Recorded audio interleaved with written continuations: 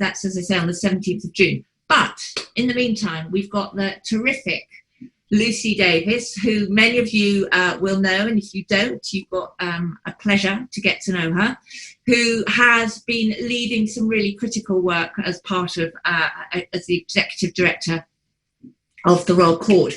And we're really, really pleased that Lucy's going to kick off our climate chats. We've worked with her for many years and have taken equal amounts of inspiration and learning from her experience. So thank you, Lucy, for being here. And before we move into the climate justice conversation, which I think we all feel is so vital today, we just thought we'd start with talking about the work that you've done at the Royal Court. And of course, notoriously, fabulously, amazingly, the Royal Court published what you titled A Credible Plan for a Just Transition to Carbon Net Zero through 2020. So can you just tell us a little bit about that? Yes, thank you so much. Brilliant. Cheers. Here, and echoing your brilliant introduction, and it's a real privilege to be here.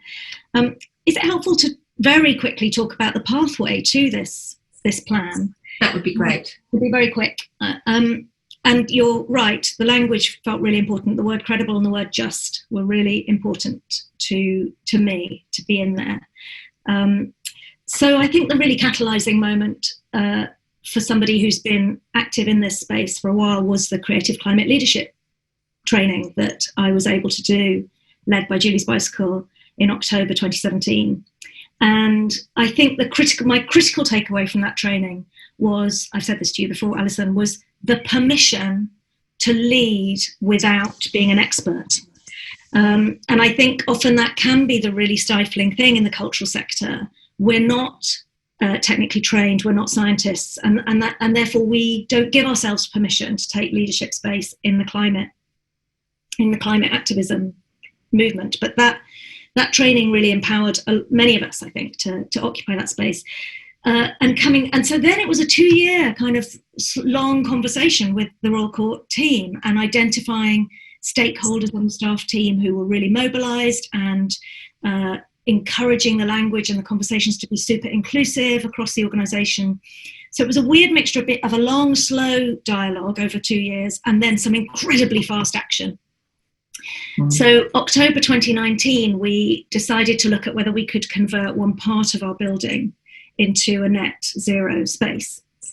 And once I'd done a lot of the work and the thinking about that, the organisation said, why don't we just try and do this across the whole site? And what began then was a really transformative internal process with the Royal Court staff, which became, we had separated the work that we needed to do into what were then 12 and are now 7 kind of working groups or areas. And we had each of those working groups were people volunteered to join the group that they identified with. And there was a group of climate justice and there was a group of water. So they were as kind of conceptual and strategic as they were practical. And those staff teams then met weekly over a month period, did loads of research with experts, talked to loads of people, and then we gathered back together who created this strategy. So it's completely held by every single member of the Royal Court staff team. It has really empowered people. Have you still got me? My internet connection is saying unstable. Am I good? It has.